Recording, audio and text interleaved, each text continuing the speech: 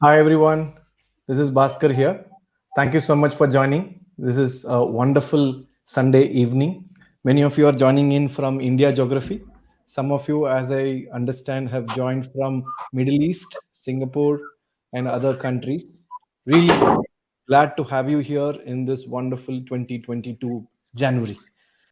Really appreciate you taking time and joining us for this free flowing conversation.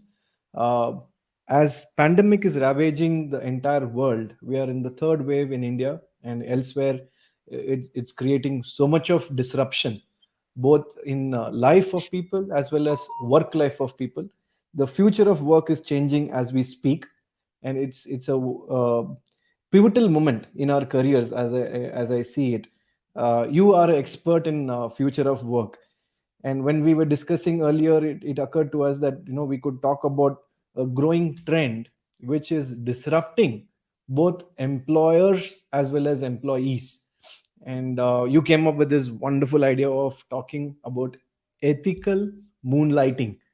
Moonlighting, as we all know, is a concept where it refers to a practice of working a second job outside normal business hours, which is 9 to 5, where a primary source of income comes from that, but employees work on a night or different time zone or timeline with a different job to earn extra money.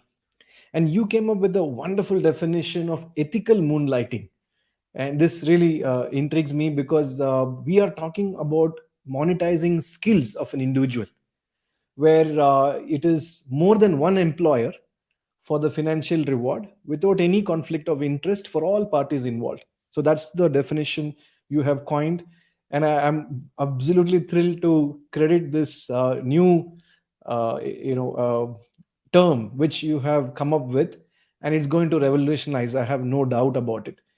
When we talk about moonlighting, traditionally things have not been seen in proper light, as we all know, because we are talking about employers who are getting jittery about talent not being available with them full time.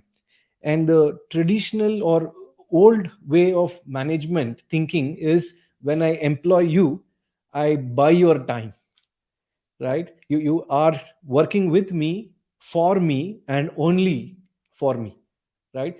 And whatever your intellectual prowess is, and whatever you're creating when in my time, that belongs to company as a proprietary, as a patent, or as intellectual property.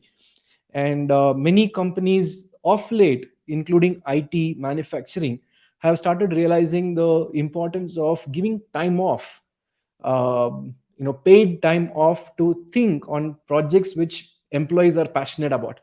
In many best practice sessions in HR circles, we have heard people present, we give time off for employees to work on their pet projects. If that innovation comes out to be a commercial one which can be taken to market, employers are so happy to incubate them and then bring them to market.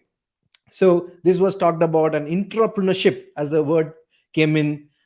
We also have seen many people who are got displeased or not happy with the current processes or safe environment in the organization. Their ideas are not appreciated, welcomed. They worked in the sidelines, creating their own product or a company. And once they got a confidence that this is going to fly solo and they can attract funding, they go out and create their own name. So we have seen so many versions of it. And even there was a question from one of our close network friend, Funny. He brought in the concept of stock exchange. People trade on stock exchange, they make money by the side while they are employed. Sometimes it's not necessarily at their time, even during office hours, right? So all of these create a cloud in people's mind: what is right, what is not, what legal framework says, what it doesn't say, where I'm ethically right, where I'm not. So I think we will use these sessions as an opportunity to demystify what is moonlighting, what is the ethical moonlighting component, how employers, employees, and various stakeholders, they see this as a benefit to them, what are the requirements, and we will also talk about how to do it in the right way, irrespective of which geography we belong to. So you are an expert in this area. I really value what you are bringing in, the kind of stargazing or crystal ball gazing that you have done by talking to so many people. And Oracle, you lead this HCM practice. You have so many clientele, internal and external, whom you speak to. You have seen the trends in the industry. We will talk about various aspects, Shakun and audience, where we are talking about things which are related to talent, related to time, task, transparency, which is where the ethical part also hinges upon. What are the trends as we see it? How technology is disrupting this entire moonlighting part, right? And trade off. So what employers have to consider as a trade off, and what employees have to consider as a trade off, where the twines would meet. And we will touch upon each of these aspects. I know 1 hour is not enough, and Shakun, you have graciously agreed to come back again and take this conversation forward. So people who are on the call, on the platform today, either on LinkedIn or YouTube or Facebook, please keep your questions coming. This is a growing trend. One of the research done by a very famous and reputable organization in US says 7 out of 10 people they surveyed are moonlighting, right? Because time required to travel is gone, and supervision has reduced far more than what it used to be before pandemic. And third, they feel skill sets are being wasted with one place, and they could expand it to others, so that they can make money by the side for future. Because we don't know, pandemic has given that kind of a scare about our security, safety, and financial freedom for many. So we are seeing a trend of moving from a we culture to a me culture. I need to safeguard myself, my family. So that's where we are. Without much further ado, I would like to invite Shakun to talk about where you see this featuring really well, Shakun, and how did this trend come about, some context. And before Yeah. that, may I invite you to share your introduction, what you do, and how people can find you. Thank you. Okay. First of all, Bhaskar, thank you so much for inviting me and allowing such attention to the subject that you and I were discussing. I think it's a mega trend that is in the making, uh, and it's a trend whose time has come. It's not that moonlighting is a new thing. It's been there since ages. Maybe we were not using this term or phrase here, and we'll talk more about it. But before that, for me, as you mentioned, I currently work for Oracle. For the last 6 years or so, I have led the HR transformation and strategy for the SaaS business for Oracle, which is a very large business. As most of you would know, Oracle is the single largest provider of SaaS-based software, specifically in the HCM domain. We are the market leaders. Prior to that, I've spent many years in HR consulting space. I led right management in India and the Middle East. Prior to that, I set up Kenexa business in India. And of course, way back, Bhaskar, you and I know each other when I used to work for Gallup, leading their strengths-based and employee engagement practice. And, those were the great times we spent at the Satyam School of Leadership. So that's about Absolutely. me. I have a rather unique name for which I am very grateful to my parents. So if you just Google me in, luckily you will find very few people with my name. So you'll be able to connect with me on Twitter, LinkedIn, Facebook, wherever you want. I will also leave my email ID and contact number towards the end of the session. So that brings me a very curious question. This 2A in your name, is it numerology, or is it something significant that you would like to share with us, please? No, it is not very significant. Rather, other than the fact that it gives me a starting point and a conversation. As you say, they say that an empty mind is a devil's nest, and a couple of years ago, I started learning some new things and new practices, and I came across a friend like you who just said that, why don't you do this, and I did that. Apparently that was fashionable at that point in time, and God has been very kind to me otherwise also, so I'm grateful and happy. It also helps me in the SEO, because if Yeah. Shakun is unpopular or not a very common name, Shakun with double A is even more unique. So yeah, that's the whole thing.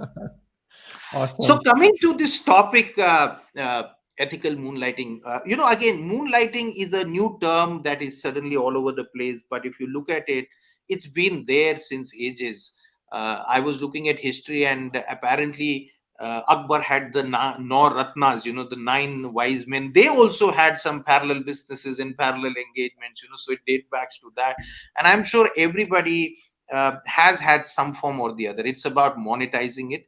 It's about, if you look at the dictionary meaning on Weber's dictionary, moonlighting term will have the word secret embedded in that, right? So it says it's Oh. a secret engagement. And my question is, why it should be secret? Why should it be secret, right? Is there wisdom in that?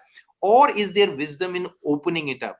Today, if you look at it, the word ethical is being added to a whole lot of large transformations. Yeah, Rakesh, I noticed that large transformations around the globe. So if you look at application of AI, for example, now we are talking about ethical AI, because AI is a trend. It is picking it up and you can't control it. Only thing you can do is you can channelize it properly. So therefore we are talking about ethical AI.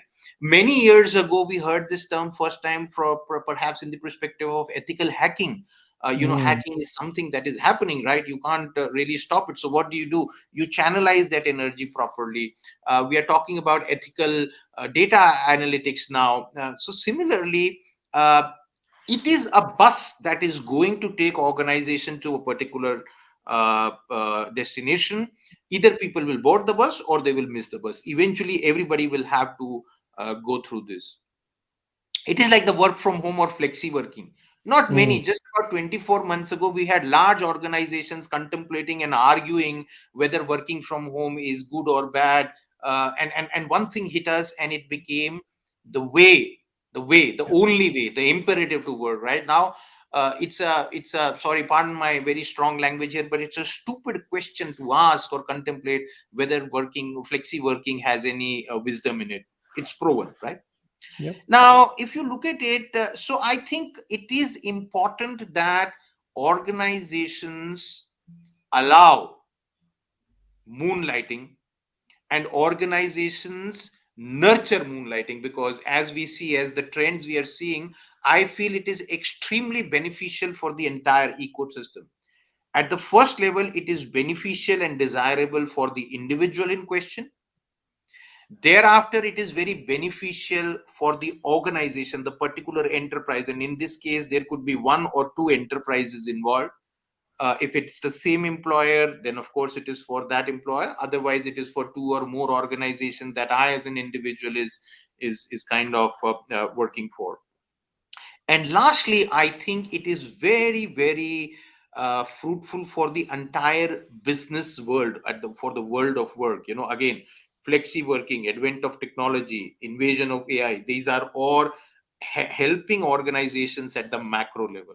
So similarly, I think moonlighting will help. And I'm happy to take any questions as we go along. We will get into specifics in a moment, Bhaskar. Sure. And Shakun, on December 22nd, there was an article on Times of India in many of the Indian editions. It talked about employers engaging third-party investigators to spy on their own employees to check whether they are two timing, right? Yeah, yeah, And many absolutely. of them were punished. Many of them were called fraudsters. Correct. And second example I want to bring in is day before yesterday. There's an article where in Japan, a firefighter, right, who was reprimanded by the employer because he is a YouTuber who is streaming his multi-gamer games, and the employer had an objection to how he is generating revenue and the choice of advertisers for his channel. Even Yeah. he did not have his video on, only audio. They could trace back to this employee right? And then they've taken action on him. Yeah. Similarly, in US and other geographies, we see increased uh, strictness towards employees spending time on their job. We have even seen a lot of debate in HR circles where employees are loading a software to track the keystrokes and the time they have taken to be on the network, how much time they have worked. All of these have taken media by storm, and people are having very strong views on either side. So let me provoke this conversation with your viewpoint. You mentioned that it is a bust employers don't want to miss. What Yep. about Yep. those employers who are finding it important to punish the employees who are Yeah. doing it? And Bhaskar, allow me to be very, very curt here and politically incorrect. Absolutely, this is your In fact, space. that was the day and that was the news which triggered this thought of coining this term ethical moonlighting. Mm, All that we heard is not action, but it's a reaction. It's a post mm, facto thing. The need for those investigations happened because there was no policy framework. They had not looked at the requirements, which incidentally are very concise. If we look at how do you enable this, there is a trend there. And again, as I said, it has happened with AI, it has happened with hacking, it is now perhaps happening with moonlighting. And we have with the and the term is still new, and therefore I keep on confusing. Sometimes I say moonlighting and sometimes say I moonlighting, right? So we'll get there. We'll get there. But the important point is, there are two types of organizations. By the way, I did a research project where we found out that about 39% organizations today have clear-cut policy framework to allow their employees to take non-conflicting gig projects, and about mm, 9% are developing that as a outcome of this recent thing. So clearly, a majority is either already allowing or they are not. So important point is, organizations don't know what they don't know. yeah. So when you talk about moonlighting as a concept, first thing the mindset has to change, that gone are those days when you were buying my time as an Mm, employer, right? mm, I yeah. think that's an arcane idea. That's a defeatist idea. That has got no place. Organizations will have to understand that now you are buying outcomes. You are paying me, so you are not buying anything. First of all, you are paying me to deliver an outcome. Mm, And we have seen, and IT industry, for example, there is no yardstick to measure how much time will a particular task take. So therefore we look at the band. Somebody does it in 2 hours, other person does it in 8 hours, the average is 6 hours. So we say, okay, let's budget for 6 hours for this. There still be a person who will crack that in 30 minutes, and then for yeah. 7.5 hours or 5.5 hours enjoy. And that's the way of life. So first of all, we'll have to agree that we are now paying individuals to deliver the outcomes. And therefore we necessarily, because before pandemic, for a lot of roles we were paying people to be present in a particular premises, Yeah. and suddenly we realize, hey, all this while it wasn't required. Why would I travel so much, and so on and so forth, right? So first imperative is, we are paying people to deliver outcomes and we are not buying their time. Now, Mm, if that clarity is there at an organization level, then what is it that you worry about? You know, what yeah. is it that you worry about? So, organizations tend to control a lot of things. Rather than controlling a lot of things, just let them be and only focus on four important points, which incidentally is an acronym FICR. It also is fikr, and fikr in Urdu Ah, means yes. worry. So what do you worry about? Just worry about fikr. What is fikr? First of all, you worry about the financial losses that can happen. So any financial related, right? So the organization should not get into, or the employee, in the name of gig working or moonlighting, should not get the organization into financial trouble. So that's a very important piece around which compliance and policy framework should be done. The second, and Rajanji, good afternoon, good evening, sorry, and I'll just come back to that point, very pertinent.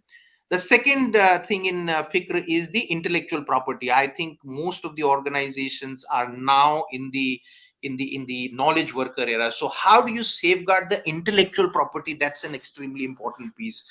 IT industry, for example, everything is about intellectual property. Third is, how do you not let go of your competitive advantage? Competitive secrets should not go off, those kind of things. And lastly, it's the security of the resources. My resources as an organization, if you have I have a laptop given by my employer for work purposes, that is not being utilized, and laptop is just a simple example. I've seen other things happen. So organizations have to change their mindset, and then have to look at FICR as a framework that I have given. Safeguard your financial interest, your intellectual interest, your compliance interest, and your resource interest. Outside of it, it is fine. And I love the point that Rajanji mentioned here tonight, that there are a whole lot of employers who believe that an employee is a 24-hour employee. Not really, sir. Not really, sir. If you look at it, yes, of course, that exists not only in organizations. A lot of individuals carry that. But if you look at, there is work and then there is life of individuals. Majority of the people want to finish their work and move on. The other piece is, today it's interesting. One paradigm is that you say that you are employed with me for the entire 24 hours. The other paradigm, which is the current paradigm, is that no, actually, you're just there to provide me this output or outcome, and beyond that, it is your life. Today, we don't care about where people are working from. Of course, there will be roles that will require that. So if I'm a pilot, for example, I am paid for that period of time for full. If I'm a police officer, I'm a shift employee in a manufacturing organization. So those are the outliers. But if I'm like a random stooge like me, who's doing HR consulting, right? There are roles, or I could be there is a whole concept of virtual CFOs coming up, which is very interesting. So I think within the FICR framework, and with the mindset that people are now being paid for uh, delivering outcomes, this can be a very, very beneficial proposition for the employers. So Gopal has a Yeah, point I'm to looking share. at it. Don't fix what ain't broken. Yeah, but it is like closing your eyes and saying the whole world is. And I love that, Gopal, because you don't have to fix what is broken, but at the same time, please don't wait till something gets broken and you realize one of my principles, one of my values, or one of my stated policies got and I think multiple times it has happened. I remember way back, majority of the organizations is, at least in the Eastern world, mostly in Western world also, did not allow dating within the organization or romantic relationships within the organization. True. Today, there are organizations that promote it. And of course, it's human. When people work 8-10 hours in physical proximity, it is bound to happen. And if I'm not wrong, I believe NIIT was the first company that actually started a dating allowance. Somebody can correct me if I'm actually incorrect, but I remember it was way back in 97 or 98. Of course, now that you say, okay, it is human, it will happen, please go ahead and do it. But these are the boundaries. You can't have a reporting relationship. You can't have blah, blah, blah, or 3 or 4 things. So rather than investigating or controlling people, you are let them live naturally within a defined framework, so that the interest of the business, and again, as I said, the FICR model is very interesting in any kind of governance or compliance framework, that your financial safety, your intellectual safety, your competitive safety, and your resource safety is kind of taken care of, and then let it be. On a lighter note, Shakun, when I was in a telecom company in 2004, we had to ask one of them, the couples, one of them to switch to a different department in order to continue. Yeah, And and those I kind of worked for a policies company where it had to be that one had to leave the organization. I was yeah, part of an organization where the stated policy was that if you get married, one of yeah, you have to leave. yeah, true. And those things are changing as we speak. 10 years back, what happened? Now things are changing. And I've heard Gopal that is there is a company that has come up with a Tinder kind of an app, which is within the organization, and it allows people yeah, to date each other within the ecosystem. That's a fascinating thought. true. And Gopal here has been on our channel earlier. He's an expert on gig economy. Hmm. We spoke about various aspects of flexi working and how these freelancing opportunities are going to, be the norm of the day. So, on the Hmm. same topic of future of work, we are here talking about moonlighting. I'm so thrilled. Thank you, Gopal, for joining us. And also, the other point that you made, Shakun, in terms of FICR, right? So, when a employee during the office time or otherwise come out with an idea which is commercially viable, can be patented, right? Will the organization or the employer hold share in that, or is it completely of the employee because he was moonlighting for another organization or something like that, or he was doing things on his own time and came up with that idea? So how does one look at it? I think it's a very, very ambiguous and a slippery ground. However, if there is stated policy around it, then life is very simple. So I'll give you an example. Say I am an R&D engineer in a pharmaceutical company, Hmm. right? And I'm working in the labs of my organization, and parallelly, I'm also doing my research. In Hmm. that kind of an environment, it will be extremely difficult to establish whether the IP idea that I got was outside or here, right? Thanks, Lavanya, for that.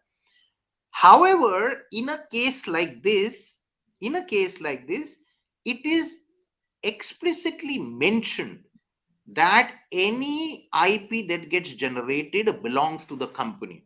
So, for Hmm. example, in IT companies, there are clear norms under what circumstances a patent would be filed under a particular individual's name, under what circumstances it will be the collective property of the organization, and under what circumstances it will be a joint thing where we will deal. Entrepreneurship, a lot of organizations are promoting, and I've seen organizations. I think I came across a very specific thing in a large, very large, I would not name it because I don't have explicit permission from them, but a very large IT services firm which actually funded an idea of an employee, giving him the majority stake and the entire infrastructure to run that business from within the premise under a contractual obligation.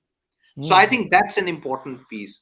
That being said, when the policy is not there, there is ambiguity, and then one side or the other will become more powerful. I would not name, but Yeah. multi-billion-dollar company that got sold to perhaps world's largest organization is an outcome of an idea, almost competing idea by former employees of that organization. Yeah. We know, right? I'm sure most of you would have guessed it by now, but those things are happening. And True. therefore, in order to avoid those kind of scenarios going forward, I'm saying it's time to have the ethical moonlighting framework. Absolutely. And now that we are talking about various aspects, regulatory aspect is also something Satya bringing up. Satyamurthy Iyer is talking about, even if employers allow, our statutory or employment law is not made for dual employment because Yeah. No, EPF I and other. think, Satya, you are right. In fact, parallelly, and I'm not a government official, so I'm not commenting on that, but here says, I've read somewhere that a government of India has now started to think about it. Yep. Governments outside of India, specifically US government, is starting to think about it, how it will happen, right? It will happen. But let us not confuse moonlighting with employment. Hmm.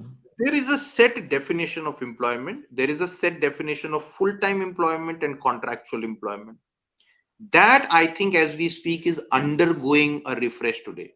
There will be, yeah. So Kasturi says, there are a lot of organizations that hire somebody for 20 hours and 20 hours. I'll tell you even more interesting thing I came across in Australia. A doctor in Australia is perhaps okay. Let me not give you specifics because I don't know. A doctor in a particular company is allowed to work for an X number of hours as a doctor. because there is mental and physical fatigue, and that's the law of the land. However, the same person outside of this, that those stipulated hours as a doctor, can actually be employed as a nurse or a ward boy in the same organization under a different contract altogether. So it's Hmm. all about changing your shift. Right now I'm in a doctor shift, and therefore all the benefits of being a doctor apply to me. Now I have moved as a ward boy, right? And people are doing that. Not every economy is inhibition or economy like ours, right, where there is shame, other things. So those things are happening. So first of all, government acts will change. We are not talking about dual employment here. That's not allowed in the correct framework. Absolutely true. However, non-conflicting entrepreneurship, gig working, moonlighting, whatever we talk about is this. It's like if you go back to our childhood, we had two types of teachers in our school: teachers who would do private tuitions and teachers who will not do private tuitions. That's the perhaps my earliest memory of moonlighting. There is an ethical, There is an ethical areas here. dilemma here, because there are schools where it was prohibited as a Yeah. matter of policy, and therefore anybody engaging that was cheating on the school and they were legally liable. And then And there were adding to that, other schools. sorry, adding to that, there were teachers who said, "I will teach you in tuition, not in the Yeah, class." I will not teach you here, I'll teach you there. And that's where I think the ecosystem was, that maybe if there is a simple framework where say that you can't teach school students where you are employed and you can do outside, you know Yeah. uh, in the educational sector. And it's interesting, Deepika, if you look at it today, a lot of professors and faculty members from very large reputed institutions also go and visit as visiting faculty all over the place, right? So I think we'll have to understand that there are two types of organisms in this ecosystem: talented people who have no dearth of opportunities, therefore it is extremely difficult to retain them; organizations that are finding it very hard to find the right kind of talent. So therefore there is a case of optimizing the talent. So how do you optimize the talent? If I am the employing organization, I optimize it through the outcomes and the commercial model that I have, yet allowing that person to be engaged with other entities within the FICR framework, so that my risk of losing that person is mitigated. I'll tell you, the most talented software engineers, the most talented graphic designers, data scientists, CFOs today are contemplating a full-time gig career. Yeah. And Yeah. that, if that happens, that's a lose-lose for every organization, because the one that is employing him or her today loses because the person goes away. So it's like doctors. Haven't we seen one very big doctor visiting 5 hospitals, and running OPDs there? That's there. And that's absolutely the future ethical moonlighting trend that I envisage, Jamu, is every organization, like the 39% today and the another 9% that are preparing their policy, majority of the organizations will have clear framework. In fact, the way I envisage the world, perhaps it could be 5 years from now, every organization will have a ethical moonlighting or moonlighting rule book. There will be organizations, for certain reasons they can't allow, so therefore the trend will be zero tolerance there. So if I work for a raw, for example, or CBI, or I work for the atomic research center, nuclear scientist, if I am, you can't do that, right? Those things are such, you can't do that. But if I'm a True. pilot, and a lot of pilots do that even today, it'll be fine. So every organization will have some kind of a stated policy around that. Within the organization, there will be layers. Maybe for a CEO, it will be totally not allowed. But there are again talks of gig CFO CEOs. We are talking about part-time CEOs running multiple organizations at a time. So there could be certain roles where it is not allowed, certain roles which is where it is allowed intermittently, and certain roles which is where it is allowed freely. In Yeah. any case, pretty much like attendance or timesheets, I do believe that there will be a time when people would be required to submit their moonlighting details as a bare minimum. True. And Shakun, when we're talking about the requirements for organization to put together a framework develop ethical moonlighting practices, uh, this is a acronym that came up in our discussion. Concise. So, would you like Yeah. to talk about this? Absolutely. So, Bhaskar, first is, and we've been talking about a clear policy framework. That is important. Even if it is a no, it has to be a clear guideline there. I would like to talk more about the opportunities, which is O here. And here, if you see, I'm talking about in house opportunities. Now, Hmm. if gig workplace is growing or if moonlighting is happening, the best bet for an organization is to employ that additional hours within the organization. Hmm. So, can you help me find opportunities within the organization that I can do outside of my normal role and perhaps get paid extra? And it's again a win-win because uh, the organization is retaining me. The money that organization is paying is coming to me, and it's a very very ethical way of moonlighting. And that's where, if you go back to our definition, we said it is extra monetization of skill either in a new role or a new employer, right? It is, if you can do it within that, why not? It's great. I work on the business side of an organization. I've been a consultant in my earlier days. Tomorrow, if Oracle HR wants to hire a consultant or an executive coach, maybe they can pay me extra and use that. I've just promoted myself within the Yeah. organization. So, Aparna has a Nimbleness. point here. Shakun, sorry. Aparna has a point here. Can Yes, organization practice? absolutely. And today I will tell you there are platforms available. In fact, I work for Oracle. We have the world's first internal talent marketplace where Hmm. actually internally the organization can post a particular requirement and people can actually bid for that project. So if Wow. I am a vice president and there is a graphic designing of project that is available and I'm passionate about it, I like to do it, I can pick that up, make a few bucks here and there and do that. So yes, the answer is absolutely. And what I'm saying is organizations to should promote this as much as possible, and you And will be point surprised number to see. one should be there, right? Clear policy and guidelines should be there for this. Absolutely. And then platform also, right? And Yeah. this all comes with nimbleness, because you can't say that, like told you, imagine the nimbleness of an organization which says that for 4 hours you will be a doctor and then for another 6 hours you will be a ward boy. Imagine the maturity and the nimbleness of that. Now, while we are talking about all sorts of nimbleness, all sorts of flexibility here, controls have to be extremely stringent because with freedom comes responsibility. So when organization is giving that the freedom, it has all the right to have stringent controls around the FICR framework. After all, they're worried about the FICR framework, right? So that's there. And I've already talked about the four imperatives, which is the financial security, intellectual security, competitive security, and resource security. There has to be a binding contract here. Now that, and that happens. So when you sign up for the ethics and values framework of an organization, that's a contract. And lastly, I think what will happen, which will happen over a period of time, and I believe it has happened with values already and ethics already, is the ethics maturity both of the organization as well as individuals. Remember, look at expenses, for example. Majority of the organizations today have a no expense policy per se. They say treat organizations money as yours and we'll operate on trust.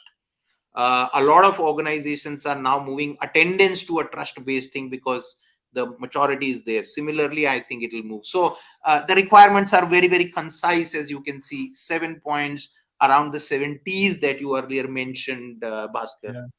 And Gopal has got a provocative thought. Clear policy is a myth. I think, Shakun, what you're referring to, if I may understand correct, is clarity, unambiguous policy, right? It may Yeah. not be right policy, or it may not be fit for purpose or relevant. It has to be unambiguous. I think that's where. So, Gopal, if you would have heard me in a different talk, of late I have been propagating that the only viable policy of the future is that of no policy, which means that you cannot have a policy that is cast in stone. So, you are absolutely right. Policy is Mm, a myth. it is a limiter. However, having clear policy and a guideline is extremely important. So clear policy is, yes, we allow, no, we don't allow. It's a Hmm. clear policy. So as I said, you can't allow moonlighting to a pilot when he or she is in the job. You can't allow somebody who's holding, I've already talked about that. And the Yeah. guidelines, this is the framework. And the nimbleness will mean that it'll keep on changing and it'll keep on evolving. Hmm. True. Abhi has got a point here. If organization puts certain projects Absolutely, Abhi. It's a based on, win-win, and that's where I said now companies like Oracle have developed platforms that can enable organizations to do this. and one other point came to my mind, Shakun, when I heard you say about organizations large enough like Oracle and few others are introducing a platform. Uh, there is a fact that we are all familiar with, often ignore, is we are dealing with a multi-generational workforce, and the needs of each generation is so different what they want to derive from their job, right? In a generation where 1970s people were worried about security, getting food on the table. The generation which came later on is more about identity, what is the purpose, how this job is adding value. Now I think more and more research is revealing that people employees care about what my organization stands for. Is it socially conscious? Is ESG is the buzzword these days? I think the needs of each generation is also different. I think organization need to evolve.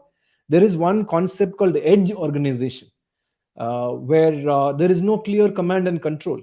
Employees in local stores can take decision on how they would like to read the make sense of situation around them and make policies and carry forward. There are organizations which are having borderless structure, leaderless structures. I think there's space for all of these new revolutionary concepts to be tried, Absolutely. In tested. fact, it is estimated, Bhaskar, that about 40% of the work currently, and when I say 40% currently, that's pre-pandemic. I believe about 60% of the work is being done by virtual teams that evolve, come together, deliver the outcome, and then disappear within the organization. At least in IT companies, I know it is much higher. Maybe 80% of the work happens like that. But now I'm increasingly.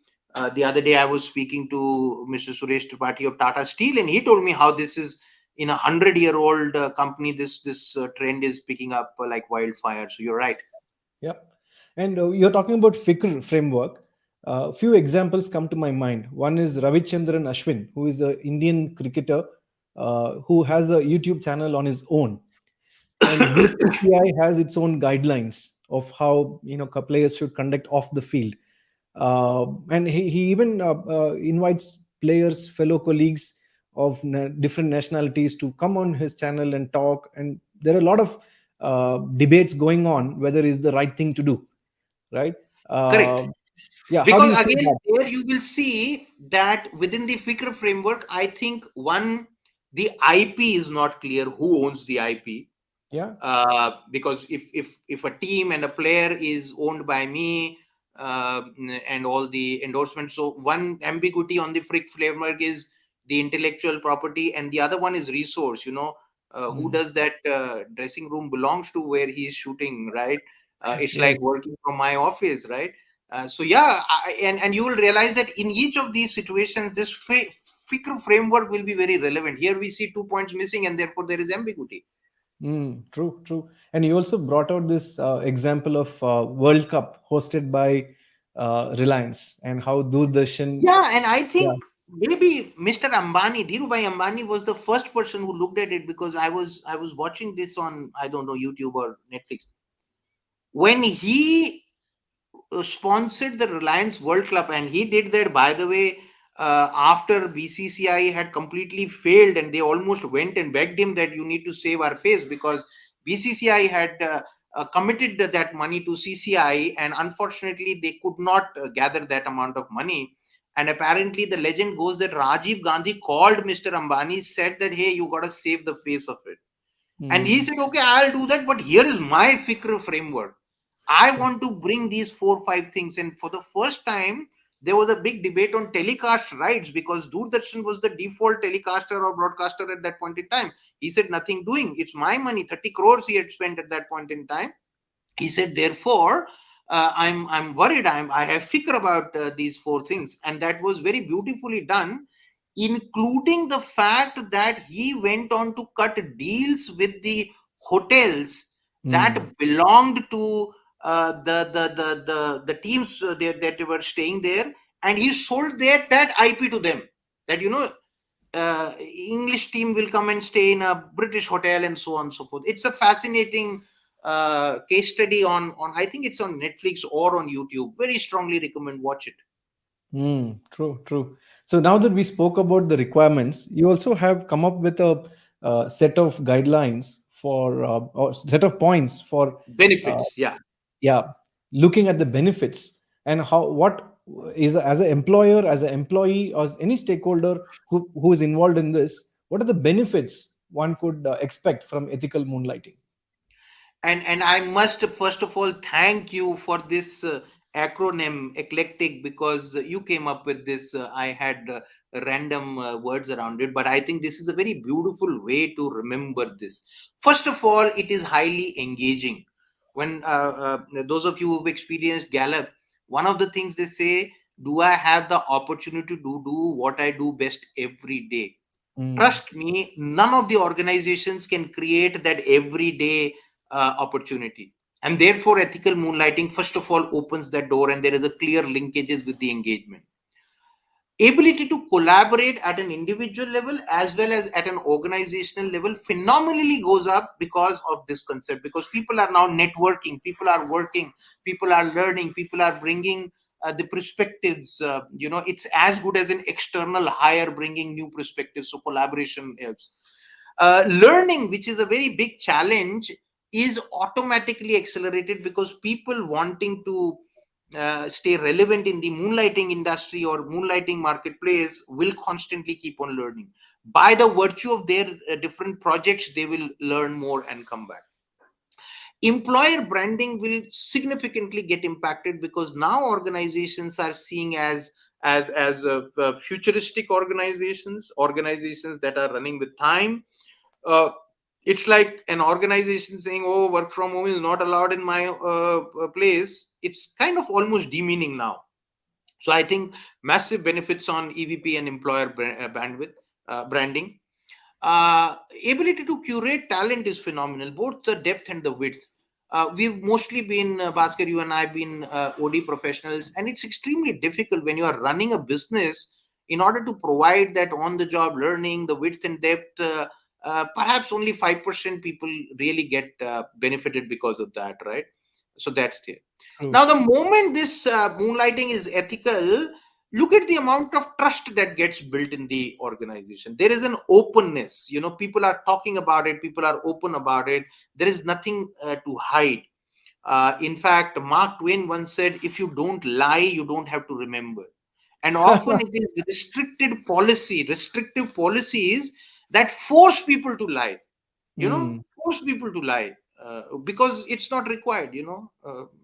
So it's like, uh, on a lighter note, in the first few weeks of pandemic, there were managers who insisted that you need to be on video. People started lying, oh, my video is not working, my camera is broken, what will you do? The question is, why would you want? And then there were organizations that said, hey, hang on, let's not force people to be on video. I mean, there could be a problem. There Mm. could be a logical problem. You've invaded my house, it's my private place. And today I'm very proud. The other day I actually told, 6 a.m. in the morning there was a call, and some very senior people were there. I laughingly said that no matter what, I will not set up my video because I'm actually in the bed, I'm in Yeah. the quilt. It is so cold that I'm not getting out, I'm still attending the call. So everybody laughed and we were so comfortable. So imagine the kind of trust, imagine the True. kind of bonding that is created. Innovation, again, as I said, learning, collaboration, engagement, all lead to innovation, so I don't have to talk about it. And lastly, I think this will evolve into a whole new culture. Today we Mm. have seen how flexi working has evolved culture of almost every organization. Moonlighting will do exactly the same with organizations. True, true.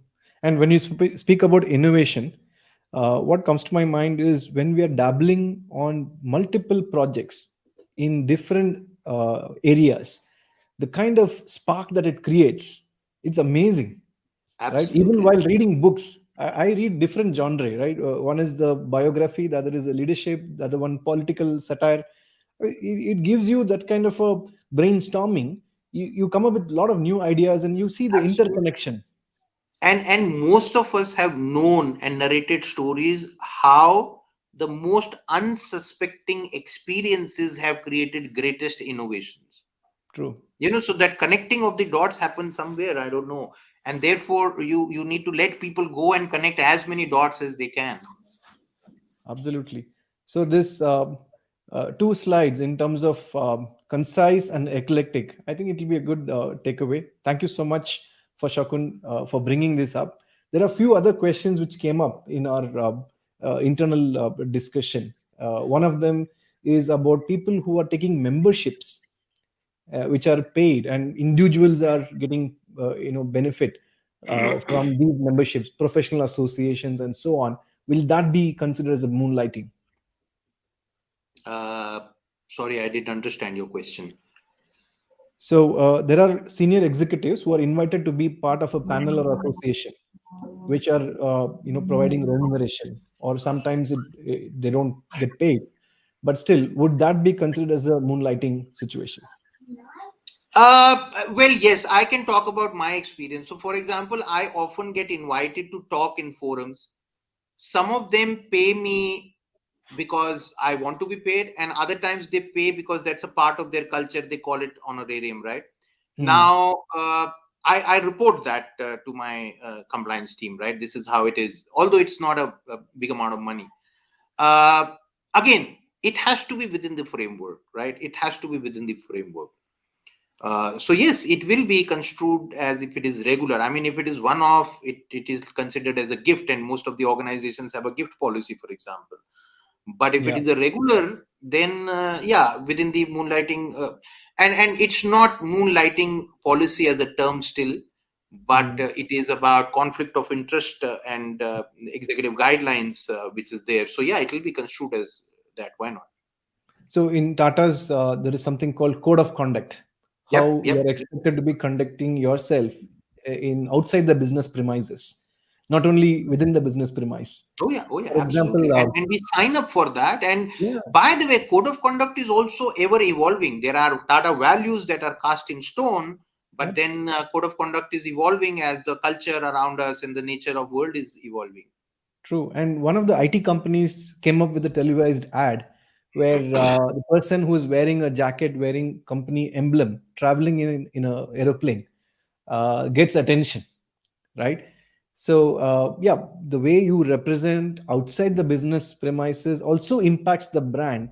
You become a spokesperson of the brand, so there are certain things which the company or the employer don't want you to indulge in, because it directly or Absolutely. indirectly And I impacts. think there is why this is important is because, say, for example, I mean, it's very difficult to do it these days, but in olden days, you could just hide your identity and Yeah, be multiple people. And then if, say, for example, I go and say that I'm an Oracle employee, I will do this for that, do that for you. That's not done. That's not fair. There has to be a proper guidelines, and therefore, I'm again and again saying that clear policy and guidelines is a very fundamental imperative there. true, true. And there's one more question on supporting social work or certain community causes. Will that be seen as Look, moonlight? let's not confuse volunteering with moonlighting. Yeah. The fundamental uh, uh, what is that called, purpose is different here. In Hmm. fact, majority of the organizations do have a volunteering policy framework or volunteering platforms and opportunities there. That is all great, but let us not, if you go back to the definition of ethical, we are saying it's about monetizing the skills. Yeah. In volunteering, actually it's gratification of the passion, it's not monetization of the skill. So remember the difference between gratification of the passion and monetization of the skill. That to my mind is the differentiation. Brilliant. Wonderful, Shakun. Thank you so much. I think we have covered a lot ground in this 1 hour, and there are so many other questions are also coming up. And I would request all those who are watching this on YouTube, please do subscribe for more such sessions. Shakun is coming again in the near future to take this conversation forward on ethical moonlighting. There are many other aspects which are not covered today, which we will bring it up in the next conversation. Yeah, remember, Bhaskar, you have introduced 7 T's. So each of the T to my mind is a separate session. So we could do a like a series here. Absolutely, the trade-offs. We are so many things to talk about. While The we are trade-offs. here, I also want to clarify this is a volunteering activity from Yes. my side. It is not to be construed as moonlighting. Yay. Yeah, so I remember when I started this YouTube channel, I was on employment and I was advised to stand down because whatever I say as a senior leader will be seen as company's view. So I, paused for a while, and then when I took a break, now I've started my passion again.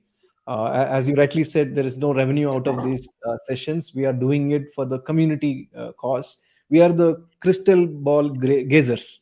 We see what's coming around the corner and we just bring it up for the benefit of our community, and we try to provoke a conversation and see what is ahead, right? So thank you so much again for all My those who have pleasure. joined. And Shakun, really appreciate you taking Thank time you out of so it. much. I'll Really, be available on LinkedIn, Twitter, anywhere. More than happy to connect with you all. Thank you so much for your time today. Thanks, Bhaskar. thank you. Bye bye, everyone. Stay healthy, stay safe, and please ensure you wear mask and have social distancing. It's important that you stay healthy, self care, so that you can take care of all your near and dear around you. Thank you. Thank you.